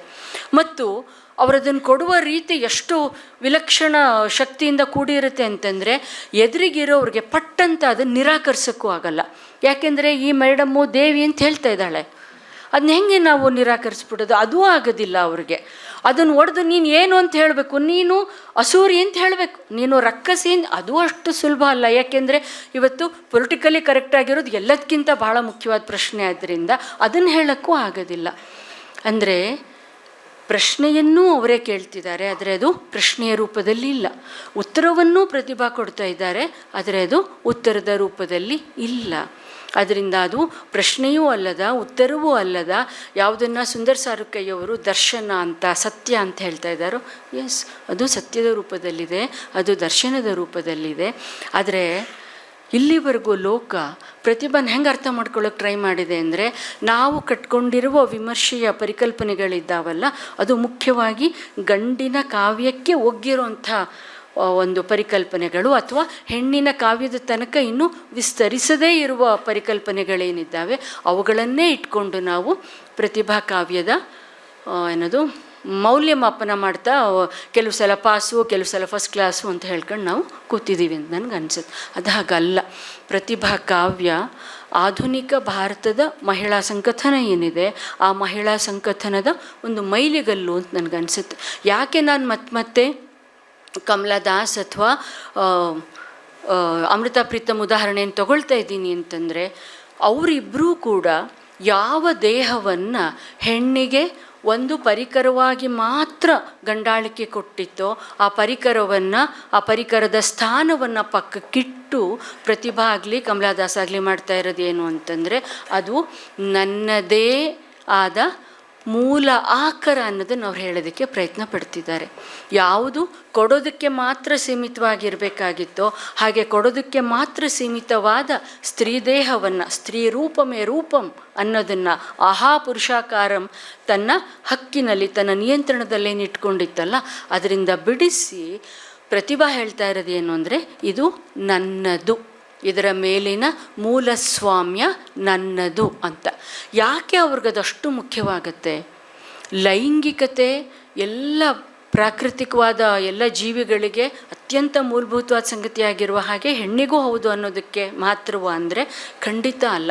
ಯಾಕೆಂದರೆ ಪ್ರತಿಭಾ ಶೋಧ ಮಾಡ್ತಾ ಇರೋದು ಏನನ್ನ ಅಂತಂದರೆ, ಈ ದೇಹದ ಮೂಲಕವೇ ನಾನು ನನ್ನನ್ನು ಈ ಲೋಕದ ಎದುರಿಗೆ ಸ್ಥಾಪಿಸ್ಕೊಳ್ಬೇಕು ಅನ್ನೋದಾದರೆ, ನನ್ನ ದೇಹವನ್ನು, ನನ್ನ ಭಾಷೆಯನ್ನು, ನನ್ನ ಅಭಿವ್ಯಕ್ತಿ ಕ್ರಮವನ್ನು, ನನ್ನ ಆಯ್ಕೆಗಳನ್ನು, ನನ್ನ ಸುಳ್ಳುಗಳನ್ನು, ನನ್ನ ದೌರ್ಬಲ್ಯಗಳನ್ನು ಎಲ್ಲವನ್ನೂ ನಾನು ಒಪ್ಕೋಬೇಕು ಅಂತ. ನೀಲಮ್ಮ ಹೇಳ್ತಾಳಲ್ವ, ಅರಿವು ಸೋಂಕಿದ ಬಳಿಕ, ಆ ಅರಿವು ನನ್ನನ್ನು ಸೋಂಕಿದ್ದಾದ ಮೇಲೆ ನಾನೇ ಪ್ರಮಾಣ. ಇಡೀ ಪ್ರತಿಭಾ ಕಾವ್ಯ ಇದೆಯಲ್ಲ, ಅದು ನಾನೇ ಪ್ರಮಾಣ. ನೀವು ಬೇಕಾದ ಹೇಳ್ಕೊಳ್ಳಿ. ಒಂದು ಗಂಡಿನ ಸಂಘ ಮಾಡಿದವಳು ಎಂಥವಳು ಪತಿವ್ರತೆ, 2 ಗಂಡಿನ ಸಂಘ ಮಾಡಿದವಳು ಇನ್ನೇನು, 3 ಮಾಡಿದವಳು, ಅಯ್ಯೋ ಆ ಪಟ್ಟಿ ಓದ್ಬಿಟ್ರೆ ಇದರಲ್ಲಿ ಈ ಕಾವ್ಯದಾಹ ಈ ಕೃತಿನಲ್ಲಿ ಬರೆದವ್ರು ಯಾರೋ ಬರೀತಾರೆ, ಅದನ್ನು ಹೇಳಿದವ್ನು ತಲೆ ಚಚ್ಬಿಡ್ಬೇಕು ಅನಿಸುತ್ತೆ. ಅವನ ತಲೆ ಚಚ್ಚಬೇಕೋ ನಮ್ಮ ತಲೆ ಚಚ್ಕೋಬೇಕೋ ಗೊತ್ತಾಗಲ್ಲ. ಇದನ್ನೆಲ್ಲ ಹಿಂಗೊಂದು ಪಟ್ಟಿಯನ್ನು ಕೊಟ್ಟು ಆದಮೇಲೂ ಕೊನೆಗೆ ಅವ್ರು ಹೇಳೋದು ಏನು ಅಂತಂದರೆ, ನನ್ನ ಕಾಮವನ್ನು ತಣಿಸಲು ಒಬ್ಬ ಪುರುಷನಾದರೂ ಈಗ ಬೇಕು ನನಗೆ. ನೀವು ಬೇಕಾದ ಹೇಳ್ಕೊಳ್ಳಿ ಇದನ್ನು. ಅಂದರೆ ಪ್ರತಿಭಾ ಅದರ ಎದುರಿಗೊಂದು ಎನ್ಕೌಂಟರ್ ಮಾಡುವ ಒಂದು ಕ್ರಮ ಇದೆಯಲ್ಲ, ಎನ್ಕೌಂಟರ್ ಮಾಡುವ ಕ್ರಮದಲ್ಲಿ ಅದನ್ನು ಒಡೆದು ಹಾಕ್ಬಿಡ್ಬೇಕು ಅನ್ನುವ ಹಪಾಪಿತನ ಇಲ್ಲ ಪ್ರತಿಭೆಂಗಿರೋದು ಏನು ಅಂತಂದರೆ, ಅದನ್ನು ಹೊಡಿತಾ ಇಲ್ಲ ಅವರು. ಬದಲಿಗೆ ಅವರು ಇದು ಹೀಗಿದೆಯಲ್ಲ, ಇದನ್ನು ನೀನೂ ನೋಡ್ತಾ ಇದೆಯಾ, ನಾನೂ ನೋಡ್ತಾ ಇದ್ದೀನಿ, let's take a final call ಅನ್ನುವ ರೀತಿಯಲ್ಲಿ ಅವರು ಎದುರಿಗಿರುವವರನ್ನು ಒಲಿಸುವ, ಒಪ್ಪಿಸುವ ಒಂದು ಪರೋಕ್ಷವಾದ ಪ್ರಯತ್ನವನ್ನು ಪ್ರತಿಭಾ ಉದ್ದಕ್ಕೂ ಮಾಡ್ತಾ ಹೋಗ್ತಾರೆ ನನಗನ್ಸುತ್ತೆ. ಪ್ರತಿಭಾ ಕಾವ್ಯ ಅದರ ಅವಸ್ಥಾಂತರಗಳೇನಿದ್ದಾವೆ, ಆ ಅವಸ್ಥಾಂತರಗಳಲ್ಲಿ ಅವರು ಗಂಡು ಹೆಣ್ಣಿನ ಸಂಬಂಧವನ್ನು ಬಹಳ ತೀವ್ರವಾಗಿ ಮತ್ತೆ ತಮ್ಮ ಕವಿತೆಗಳಲ್ಲಿ ಹಿಡಿಯೋದಕ್ಕೆ ಪ್ರಯತ್ನ ಪಡ್ತಾರೆ. ಅದೆಷ್ಟು ಕಷ್ಟದ್ದು ಅನ್ನೋದು ಅವ್ರಿಗೆ ಗೊತ್ತಿದೆ. ಗಂಡು ಹೆಣ್ಣಿನ ಸಂಬಂಧ ಮತ್ತು ದಾಂಪತ್ಯ ಮತ್ತು ಕುಟುಂಬ, ಈ 3 ಕೇಂದ್ರಗಳನ್ನು ಅವರು ಮತ್ತೆ ಅವ್ರ ಕವಿತೆಗಳಲ್ಲಿ ಹಿಡಿಯೋದಕ್ಕೆ ಪ್ರಯತ್ನ ಪಡ್ತಾರೆ. ಆ ಹಿಡಿಯುವ ಆ ಪ್ರಯತ್ನದಲ್ಲಿ ಪ್ರತಿಭಾಗೆ ನಾನು ಹೋಗ್ತಾ ಇರುವ ದಾರಿ ಸರಿನೋ ತಪ್ಪೋ ಅನ್ನೋದನ್ನು ನಾನೇ ಕಂಡ್ಕೋಬೇಕು ಅನ್ನೋದಕ್ಕಿಂತ ಹೆಚ್ಚಾಗಿ ಆ ಸರಿ ತಪ್ಪಿನ ಪ್ರಶ್ನೆಯ ಬಗೆಗೆ ಅವ್ರು ಯಾವತ್ತೂ ತಲೆ ಕೆಡಿಸ್ಕೊಂಡವರೇ ಅಲ್ಲ. ಆದರೆ ಪ್ರಶ್ನೆ ಇರೋದು ಅವ್ರಿಗೇನು ಅಂದರೆ, ಯಾವುದನ್ನು ಒಂದು ವ್ಯವಸ್ಥೆ ಅಂತ ನಾವು ಒಪ್ಕೊಂಡಿದ್ದೀವೋ, ಒಂದು ಸಂಸ್ಥೆ ಅಂತ ನಾವು ಒಪ್ಕೊಂಡಿದ್ದೀವೋ, ಆ ಸಂಸ್ಥೆಯಿಂದ ನಾವು ಪಡಿಬಹುದಾದದ್ದನ್ನು ಎಷ್ಟು ಕಾಲ ಪಡಿಬಹುದು ಅನ್ನೋದ್ರ ಬಗ್ಗೆ ಅವ್ರ ಗಮನ ಇರುವ ಹಾಗೆ ಕಾಣುತ್ತೆ. ದಾಂಪತ್ಯ 1, ದಾಂಪತ್ಯ 2 ಇರಬಹುದು. ಆ 2ರಲ್ಲೂ ಅವರು ಎಂತೆಂತಹ ಕದನಗಳನ್ನು ಕಾದಿದ್ದೆವು ನಾವು. ನಮಗೆ ಎಂತೆಂಥ ಯುದ್ಧಗಳನ್ನು ಮಾಡಿದ್ದೀವಿ ಅಂತಂದರೆ ನಮ್ಮಿಬ್ಬರ ಯುದ್ಧಕ್ಕೆ ಆ ಕೋಣೆ ಸಾಲದಾಯಿತು, ಯಾವುದೂ ಸಾಲದೆ. ಅಂದರೆ ಆ ಸಂಘರ್ಷ ಇದೆ. ಆ ಸಂಘರ್ಷಗಳನ್ನ ಇಟ್ಕೊಂಡು ಕೂಡ ಗಂಡು ಹೆಣ್ಣಿನ ಸಂಬಂಧ ಬದುಕಿನ ಅತ್ಯಂತ ಸಾರ್ಥಕವಾದ, ಸುಂದರವಾದ, ಅದ್ಭುತವಾದ ಘಳಿಗೆಗಳು ಅನ್ನೋದನ್ನು ಪ್ರತಿಭಾ ಯಾವತ್ತೂ ಮರೆಯೋದಿಲ್ಲ. ಯಾಕೆ ನನಗೆ ದಲಿತ ಕಾವ್ಯ ಮತ್ತು ಮಹಿಳಾ ಕಾವ್ಯ ಅಥವಾ ಏನು ಕರೆಯೋಣ, ಮಹಿಳಾ ಬರವಣಿಗೆ ಅಂತ ಕರೀರಿ ಅಥವಾ ಒಟ್ಟು ಮಹಿಳಾ ಸಂಕಥನ ಅಂತಲೇ ಕರೀರಿ, ಆ 2 ನಡುವೆ ಇರುವ ಒಂದು ಬಹಳ ದೊಡ್ಡ ವ್ಯತ್ಯಾಸ ಏನು, ಆ 2 ಒಟ್ಟಿಗೆ ಇಡೋದ್ರಲ್ಲಿ ನನಗಿರುವ ತಕರಾರು ಯಾವುದು ಅಂತಂದರೆ, ಆಗಲೇ ಅವ್ರು ಜೋಗಿ ಅವರು ಹೇಳಿದ್ರಲ್ವ, ಅದನ್ನು ನಾವು ಏನದು ಜೀವನ ದಾಹ ಅಂತ ಖಂಡಿತ ಹಾಗೆ ಮಾಡಬೇಕಿತ್ತು ಅಂತ ಅನಿಸುತ್ತೆ ನನಗೆ. ಕಾವ್ಯದ ಬಗೆಗಿನ ಅವ್ರ ಮೋಹ ಹೆಚ್ಚು, ಜೀವನದ ಬಗೆಗಿನ ದಾಹ ಹೆಚ್ಚು ಅಂತಲೇ ನನಗನ್ಸುತ್ತೆ ವ್ಯಕ್ತಿಗತವಾಗಿ. ಆ ಯಾವುದೂ ಕೂಡ ಜೀವ ವಿರೋಧಿ ಅನ್ನಬಹುದಾದ ನೆಲೆಯನ್ನು ತಳೆಯೋದಿಲ್ವಲ್ಲ, ಒಂದು ಗಳಿಗೆಗೂ ಅದು ಜೀವ ವಿರೋಧಿ ಆದದ್ದಲ್ಲ. ಈ ಜೀವ ವಿರೋಧಿಯಾಗದ ಉದ್ದಕ್ಕೂ ಜೀವ ಪ್ರೀತಿಯನ್ನು ಉಳಿಸ್ಕೊಳ್ಳೋದಿದೆಯಲ್ಲ, ತನ್ನ ಎದುರಿಗೆ ಇಂಥ 100 ಎಲ್ಲಿದ್ದೀಯೇ ನೈನಾ, ಇಲ್ಲೇ ಇದ್ದೀನಪ್ಪ, ರೊಟ್ಟಿ ತಂದೆ ಏನೇ ನೈನಾ, ಬೇಯ್ತಾ ಇದ್ದೀನಪ್ಪ, ಶರ್ಮ ತರ್ತಾನಪ್ಪ. ಅಥವಾ ನಡುರಾತ್ರಿಯಲ್ಲಿ ಕೇಳಿಸಿದ ಹೆಣ್ಣೊಬ್ಬಳ ಅಳು, ಆ ಕವಿತೆಯಲ್ಲಿ ಕೊನೆಗೆ ಅವ್ರು ಹೇಳ್ತಾರೆ ನೋಡಿ, ನಡುರಾತ್ರಿಯಲ್ಲಿ ಕೇಳಿಸ್ತು ನನಗೆ ಅದು ಅಳು, ಏನಾಯಿತು, ನಾವು ಹೋಗೋದ್ರೊಳಗೆ ಅವಳು ಇರಲಿಲ್ಲ ಅಲ್ಲಿ. ಆದರೆ ಆ ಕವಿತೆಯ ಕೊನೆಗೆ ಪ್ರತಿಭಾ ಹೇಳೋದೇನು ಅಂದರೆ, ಅವಳ ಅಳುವನ್ನು ನಿಲ್ಲಿಸಲಾಯಿತೋ ಅಥವಾ ಅವಳು ನನ್ನಂತೆಯೇ ಹೊರಗೆ ನಡೆದಳೋ. ಆ ಕಣ್ಣೆದುರಿಗಿನ ವಾಸ್ತವಕ್ಕೆ ಅವ್ರು ಯಾವತ್ತೂ ಕುರುಡಾದವರಲ್ಲ. ಅಥವಾ ಅಡುಗೆ ಮಾಡುತ್ತೇನೆ ಅನ್ನೋದು ಬಹಳ ಪ್ರಸಿದ್ಧವಾದ ಅವರ 2 ಪದ್ಯಗಳಲ್ಲಿ ಅವರು ಕಚ್ಚುತ್ತೇನೆ, ಹೆಚ್ಚುತ್ತೇನೆ, ಬೇಯಿಸುತ್ತೇನೆ, ಹೀಗೆಲ್ಲ ಮಾಡಿಟ್ರೆ ಅವರು ರುಚಿ ರುಚಿ ಎಂದು ತಿನ್ನುತ್ತಾರೆ. ಅಲ್ಲಿ ಕೂಡ ದ್ವೇಷ ಇದೆ ನನಗನ್ಸಲ್ಲ. ಅಲ್ಲಿರೋದು ದ್ವೇಷ ಅಲ್ಲ. ಅದನ್ನು ಮಾಡ್ತಾ ಇರೋವಾಗಲೂ ಅಡುಗೆ ಮನೆ ತನ್ನ ಕೇಂದ್ರ, ಅದು ತನಗೆ ಮಾತ್ರ ಅದು ನಿಭಾಯಿಸೋಕ್ಕಾಗತ್ತೆ ಅನ್ನುವ ಒಂದು ವಿಶ್ವಾಸ. ಅದೆಲ್ಲದರ ಜೊತೆಗೆ ಆ ಎದುರಿಗಿರೋರ ಬಗೆಗೆ ಒಂದು ಸಣ್ಣ ತಿರಸ್ಕಾರದ ಧ್ವನಿ ಇದೆಯೇ ಹೊರತು ಅಲ್ಲೊಂದು ದ್ವೇಷ ಇದೆ ಅಂತ ನನಗೆ ಅನಿಸೋದಿಲ್ಲ. ಅಥವಾ ಅವರ ಅಷ್ಟೇ ಪ್ರಸಿದ್ಧವಾದ ಇನ್ನೊಂದು ಕವಿತೆ ದಿ ಯುಗ ಅಲ್ವಾ, ಏನದು ಯಾರು ಕವಿತಾ, ಅಯ್ಯೋ ಪ್ರತಿಭಾ, ಆ ನಟ, ಯಾರಿಗೆ ಬೇಕು ಅಂಬರೀಷ್ ಎನ್ನುವ ಡ್ರಮ್ಮು ಅಂತೆಲ್ಲ ಹೇಳ್ತಾ ಇರುವಾಗಲೂ ಆ ಕವಿತೆಯ ಕೊನೆಯಲ್ಲಿ ಅಥವಾ ಕವಿತೆಯ ಮಧ್ಯದಲ್ಲಿ ಒಂದು ಸಾಲು ಬರುತ್ತಲ್ವ, ಟ್ರಾಫಿಕ್ನಲ್ಲಿ ನಿಂತಾಗ ಹುಡುಗ ಬರ್ತಾನೆ, ಅವನು ಬಂದು ಅವನು ಕೊಟ್ಟು ಏನದು 4 ಮೊಳ ಮಲ್ಲಿಗೆ ಹೂವಿಗೆ 50 ರೂಪಾಯಿ ಕೊಡೋಕ್ಕೆ ನಾವು ಅಳ್ತೀವಿ, ಆದರೆ ಜಯನಗರದ ಮಾರ್ಕೆಟ್ಗೆ ಹೋಗೋದಕ್ಕೆ 200 ರೂಪಾಯಿ ಕೊಟ್ಟು ನಾವು ತೊಗೊಂಡು ಬರ್ತೀವಿ ಅಂತ ಹೇಳ್ತಾ ಇರುವಾಗ ಪ್ರತಿಭಾ ಅವರ ಗಮನ ತನ್ನ ಸುತ್ತ ನಡೀತಾ ಇರುವ ಎಲ್ಲದರ ಬಗೆಗೂ ಇದೆ. ಇಷ್ಟೆಲ್ಲ ಇದ್ದಾಗಲೂ ಪ್ರತಿಭಾ ನಾನು ಹೆಣ್ಣು ಅನ್ನುವ ಕಾರಣಕ್ಕೆ ನನಗೆ ತುಂಬ ಏನೋ ನಷ್ಟ ಆಗಿದೆ ಅಂತ ಅನಿಸಲ್ಲ ಅನ್ನುವ ಮಾತನ್ನು 1-2-3 ಸಲ ನನ್ನ ಹತ್ರ ಆಡಿದ್ದಿದೆ. ಅದಕ್ಕೆ ನಾನು ಪ್ರತಿಭೆನ ಜೊತೆಯಲ್ಲಿ ಆಡಿದ ಜಗಳ ಏನು ಅಂತಂದರೆ, ಯಾಕೆ ಅಂತಂದರೆ ನಾವು ಮೇಲ್ಜಾತಿಯವರಾದಾಗ ನಮಗೆ ಅಷ್ಟು ಸುಲಭವಾಗಿ ಏನೋ ಕೆಟ್ಟ ಅನುಭವಗಳಾಗೋದು ಕಡಿಮೆ ಆಗಬಹುದು ಒಂದು ಸಾರ್ವಜನಿಕ ರಂಗದಲ್ಲಿ. ಅದೇ ನಾವು ಕೆಳಜಾತಿಯವರಾಗಿದ್ದಿದ್ರೆ ನಮ್ಮ ಅನುಭವಗಳು ಬೇರೆಯೇ ಆಗಿರ್ತಿತ್ತು ಅನಿಸುತ್ತೆ, ನಮ್ಮನ್ನು ಅವ್ರು ನಡೆಸ್ಕೊಳ್ತಾ ಇದ್ದ ರೀತಿಯೇ ಬೇರೆ ಆಗಿರ್ತಿತ್ತು ಅಂತ ನನಗೆ ಅನಿಸುತ್ತೆ. ಸೊ ಪ್ರತಿಭಾ ಅವರ ಈ ಕಾವ್ಯ ಲೈಂಗಿಕತೆಯನ್ನು ಹೇಳುವ ಒಂದು ಕ್ರಮದ ಬಗ್ಗೆ ಕೆಲವು ಮಾತುಗಳನ್ನ ಹೇಳಿ ಮುಗಿಸ್ಬೋದು ಅಂತ ಅನಿಸುತ್ತೆ. ಇನ್ನೆಷ್ಟೊತ್ತು ಮಾತಾಡ್ಬೋದು ನನಗೆ ಗೊತ್ತಿಲ್ಲ. ಪ್ರತಿಭಾ ಇನ್ನೆಷ್ಟೊತ್ತು ಮಾತಾಡ್ಬೋದು? 10 ನಿಮಿಷ ಇದೆ. ಓಕೆ. ಈ ಲೈಂಗಿಕತೆಯ ಬಗೆಗೆ ಪ್ರತಿಭಾ ಅವರನ್ನು ಮತ್ತೆ ಚರ್ಚೆ ಮಾಡಲಾಗುತ್ತಲ್ವ, ಅದ್ರ ಬಗೆಗೆ ಕೆಲವು ಮಾತುಗಳನ್ನು ಹೇಳಬೇಕು. ಪ್ರತಿಭಾ ಈ ದೇಹ ಕಾಮದ ಬಗೆಗೆ ಮಾತ್ರ ಮಾತಾಡ್ತಿದ್ದಾರೋ, ಜೀವಕಾಮದ ಬಗೆಗೂ ಮಾತಾಡ್ತಿದ್ದಾರೋ? ದೇಹಕಾಮ ಮತ್ತು ಜೀವಕಾಮಗಳನ್ನು ನಾವು ಒಟ್ಟಿಗೆ ಇಟ್ಟು ನೋಡೋಕ್ಕೆ ಸಾಧ್ಯ ಆಗೋದಾದರೆ ಅದು ತಗೊಳ್ಳುವ ಒಂದು ಕ್ಯಾನ್ವಾಸ್, ಅದರಿಂದ ಕ್ರಿಯೇಟ್ ಆಗಬಹುದಾದ ಒಂದು ಕ್ಯಾನ್ವಾಸ್ ಇದೆಯಲ್ಲ, ಅದು ತುಂಬ ದೊಡ್ಡದು ಅಂತ ನನಗೆ ಅನಿಸುತ್ತೆ.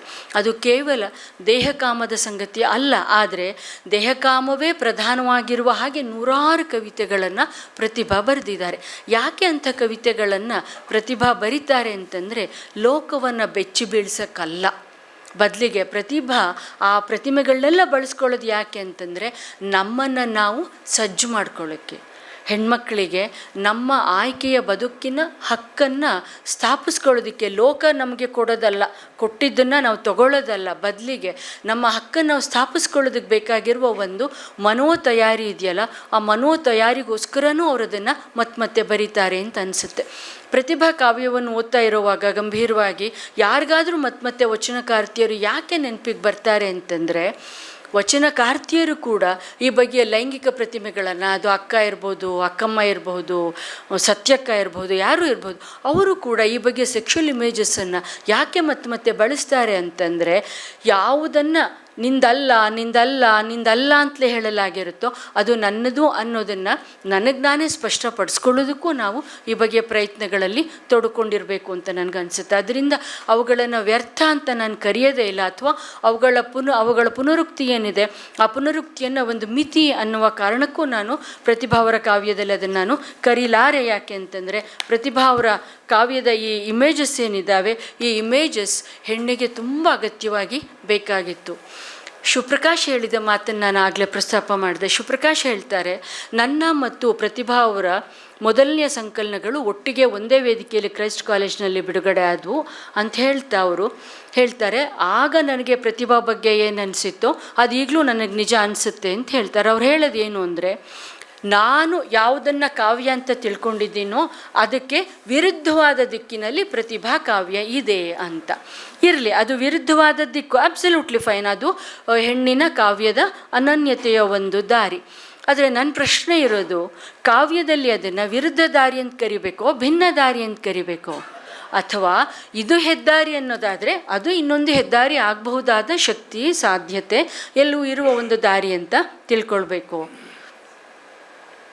ಅಲ್ವಾ? ಮತ್ತು ಇಷ್ಟೆಲ್ಲ ಹೇಳ್ತಾ ಇರೋವಾಗಲೂ ಪ್ರತಿಭಾ ಅವರನ್ನು ನೋಡಿ, GSS ಆಗಲೇ ಹೇಳಿದ್ರಂತೆ, ಅವ್ರದ್ದೊಂದು ಲೇಖನ ಇಲ್ಲಿದೆ, GSS ಅವರ ಲೇಖನ. ಅವರು ಇಲ್ಲಿ ಕವಿತೆಗೆ ಈ ಕವಿತೆಗಳನ್ನು ಬರೆದ ಕವಿಗೆ ತುಂಬ ಒಳ್ಳೆಯ ಭವಿಷ್ಯ ಇದೆ ಎನ್ನುವ ಅರ್ಥದ ಮಾತುಗಳನ್ನ GSS ಬರೀತಾರೆ. ನನಗೆ ಈಗಲೂ ನೆನಪಿದೆ ಪ್ರತಿಭಾ ಅವರ ಅನುದಿನದ ಅಂತರಗಂಗೆಯನ್ನು ಕುರಿತು ನಾನೊಂದು ರಿವ್ಯೂ ಬರೆದಾಗ ಪ್ರಜಾವಾಣಿನಲ್ಲಿ ಸಾಯಂಕಾಲ 6 ಗಂಟೆ ಹೊತ್ತಿಗೆ GSS ಫೋನ್ ಮಾಡಿದರು. ಅವ್ರಿಗೆ ಕಣ್ಣಿಗೆ ತುಂಬ ತೊಂದರೆ ಇತ್ತು ಅಷ್ಟೊತ್ತಿಗೆ. ಅದೊಂದು ಸ್ವಲ್ಪ ದೊಡ್ಡ ಲೇಖನ ಆಗಿತ್ತು. ಅವ್ರದ್ದೊಂದು 3 ಇನ್ಸ್ಟಾಲ್ಮೆಂಟಲ್ಲಿ ಓದಿ, ಬೆಳಗ್ಗೆ 7 ಗಂಟೆಗೆ ಒಂದು ಸ್ವಲ್ಪ, 11 ಗಂಟೆಗೆ ಒಂದು ಸ್ವಲ್ಪ, 4 ಗಂಟೆಗೆ ಒಂದು ಸ್ವಲ್ಪ ಓದಿ 6 ಗಂಟೆಲಿ ಫೋನ್ ಮಾಡಿಬಿಟ್ಟು ತುಂಬ ಚೆನ್ನಾಗಿದೆ ಅಂತ ಹೇಳಿದರು. ಯಾಕೆ GSSನಲ್ಲಿ ಕೋಟ್ ಮಾಡ್ತಿದ್ದೀನಿ ಅಂತಂದರೆ, ಆ ರಿವ್ಯೂ ಬಗೆಗೆ 100 ರಿವ್ಯೂಗಳು ಬಂದಿದ್ವು ನನಗೆ. ಅಂದರೆ ಇದನ್ನು ಹೆಂಗೆ ಒಪ್ಕೊಳ್ಳೋದು? ಹಾಗಿದ್ರೆ ಹೆಣ್ಮಕ್ಳಿಗೆ ಸಂಸಾರ ಇಂಪಾರ್ಟೆಂಟ್ ಅಲ್ವಾ, ಅವ್ರ ಕುಟುಂಬ ಇಂಪಾರ್ಟೆಂಟ್ ಅಲ್ವಾ, ಅವಳ ಮನಸ್ಸಿಗೆ ಬಂದಂಗೆ ನಡ್ಕೊಂಬಿಡೋದ, ಸ್ವೇಚ್ಛಾಚಾರನೇ ಜೀವನನ? ಅಯ್ಯೋ, ನೀವೇ ಹೆಣ್ಮಕ್ಳೇ ಹೆಂಗೆ ಬರೆದುಬಿಟ್ರೆ? ಇಂಥ 100 ವಿಚಿತ್ರವಾದ ಅಸಹ್ಯಕರವಾದ ರಿವ್ಯೂಗಳನ್ನು ನಾನು ಕೇಳಿದ್ದೆ. ಆಮೇಲೆ ಇನ್ಯಾರೋ ಹೇಳಿದರು, ಅಯ್ಯೋ ಅದು ಪ್ರತಿಭನ್ ಬಗೆಗೆಲ್ಲಿ, ಅದು ಇಡೀ ಮಹಿಳಾ ಆತ್ಮಕಥನಗಳ ಬಗೆಗೆ ಬರೆದಿರುವ ಒಂದು ಯಾವುದ್ರ ಬಗೆಗಾದರೂ ಆಗ್ಲಪ್ಪ, ಹೆಣ್ಮಕ್ಳು ಬಗೆಗೆ ಬರೆದಿದ್ದನ್ನು ಒಂಚೂರು ಗಂಭೀರವಾಗಾದರೂ ಓದು, ಅಥವಾ ಅದ್ರಲ್ಲಿ ನಿಮಗೆ ಬೇರೆ ಬಗೆಯ ತಾತ್ವಿಕವಾದ ಪ್ರಶ್ನೆಗಳಿದ್ರೆ ಆ ಪ್ರಶ್ನೆಗಳನ್ನು ಚರ್ಚೆ ಮಾಡೋದಕ್ಕೆ ನಾವು ಸಿದ್ಧವಾಗಿದ್ವಿ. ಯಾಕೆ ಇದನ್ನು ನಾನು ಇಲ್ಲಿ ಹೇಳ್ತಾ ಇದ್ದೀನಿ ಅಂದರೆ, ಅವರ ಆತ್ಮಕಥನ ಯಾಕೆ ಅದೂ ಒಂದು ಮೈಲಿಗಲ್ಲು ಅಂತ ನಾನು ತಿಳ್ಕೊಂಡಿದ್ದೀನಿ ಭಾರತದ ಮಟ್ಟಿಗೆ ಅಂತಂದರೆ, ಮಹಿಳಾ ಆತ್ಮಕಥನಗಳಲ್ಲೇ 4ನೆಯ ಘಟ್ಟದ ಬಹಳ ಶಕ್ತವಾದ ಪ್ರತಿನಿಧಿ ಅಂದರೆ ಪ್ರತಿಭಾ ಅಂತ ನಾನು ತಿಳ್ಕೊಂಡಿದ್ದೀನಿ, ಆತ್ಮಕಥೆಗಳ ವಿಷಯದಲ್ಲಿ ಕೂಡ. ಯಾಕೆ ಅಂತಂದರೆ ಅಲ್ಲಿ ಕೂಡ ಪ್ರತಿಭಾ ಒಂದು ಮಾತು ಬರೀತಾರೆ. ಎಲ್ಲರೂ ಆತ್ಮಚರಿತ್ರೆ ಬರೆಯೋವಾಗ ಎಲ್ಲೋ ನೇರವಾಗಿಯೋ ಪರೋಕ್ಷವಾಗಿಯೋ ಒಂದು ಮಾತು ಹೇಳ್ತಾರೆ, ನನಗೆ ಅವಕಾಶ ಇದ್ದಿದ್ದರೆ ನಾನು ಮಾಡಿದ ತಪ್ಪುಗಳನ್ನು ಮಾಡ್ತಾ ಇರಲಿಲ್ಲ, ನಾನು ಅದನ್ನೆಲ್ಲ ತಿದ್ದುಕೊಂಡು ಬಹಳ ಕ್ಲೀನಾದ ಒಂದು ಸ್ಟ್ರೇಟ್ ಆದ ಅಥವಾ ಲೋಕ ಮೆಚ್ಚುವಂಥ ಒಂದು ಜೀವನ ನಡೆಸ್ಬಿಡ್ತಿದ್ದೆ ಅಂತ ಬರೀತಾರೆ. ಬಟ್ ನನಗೆ ಹಾಗೆ ಅನಿಸಿಲ್ಲ ಅಂತ ಪ್ರತಿಭಾ ಹೇಳ್ತಾರೆ. ನನಗೆ ಇನ್ನೊಂದು ಸಲ ಮೊದಲಿಂದ ನನ್ನ ಜೀವನ ಬದುಕೋದಕ್ಕೆ ಅವಕಾಶ ಕೊಟ್ಟರು ನಾನು ಯಾವಾಗ ಹೆಂಗೆ ಬದುಕಿದ್ದೇನೋ ಹಾಗೆ ಬದುಕೋದಕ್ಕೆ ಇಷ್ಟ ನನಗೆ ಅಂತ ಹೇಳ್ತಾರೆ. ಈ ಬಗೆಯ ಆತ್ಮಪ್ರತ್ಯಯ ಇದೆಯಲ್ಲ, ಈ ಬಗೆಯ ಆತ್ಮಪ್ರತ್ಯಯವೇ ಇವತ್ತು ಹೆಣ್ಮಕ್ಳಿಗೆ ತುಂಬ ಅಗತ್ಯವಾಗಬೇಕಾಗಿರೋದು ಅಂತ ನನಗನ್ಸುತ್ತೆ. ಲೋಕವಿಮರ್ಶೆಯ ಬಗೆಗಲ್ಲ ಬೇಕಾಗಿರೋದು, ಆತ್ಮವಿಮರ್ಶೆಯ ಬಗೆಗಿನ ಎಚ್ಚರ.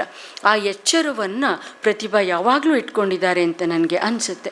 ಅವರ ಇತ್ತೀಚಿನ 2-3 ಸಂಕಲನಗಳಲ್ಲಿ ಕೊನೆಯದಲ್ಲ, ಇಳಿದು ಬರುವುದಿಲ್ಲ ತಾಯಿ ಅನ್ನೋದಿರ್ಬೋದು, ಅಥವಾ ಅದರ ಹಿಂದಿನ ಸಂಕಲನ ಮುದುಕಿಯರಿಗಿದು ಕಾಲವಲ್ಲ ಅಂಥ ಎಲ್ಲದರಲ್ಲೂ ಅವರು ಮತ್ತೆ ದೇವಿಯ ಮತ್ತು ಆ ಪೌರಾಣಿಕ ಪ್ರತಿಮೆಗಳನ್ನು ತರೋದಿದೆಯಲ್ಲ, ಪೌರಾಣಿಕ ಪ್ರತಿಮೆಗಳನ್ನು ಅವ್ರು ತರ್ತಾ ಇರೋದು ಯಾವ ಕಾರಣಕ್ಕೆ ಅಂತಂದರೆ, ಇವತ್ತು ಪುರಾಣವೂ ಬದಲಾಗಬೇಕಾಗಿದೆ ಅಂತ.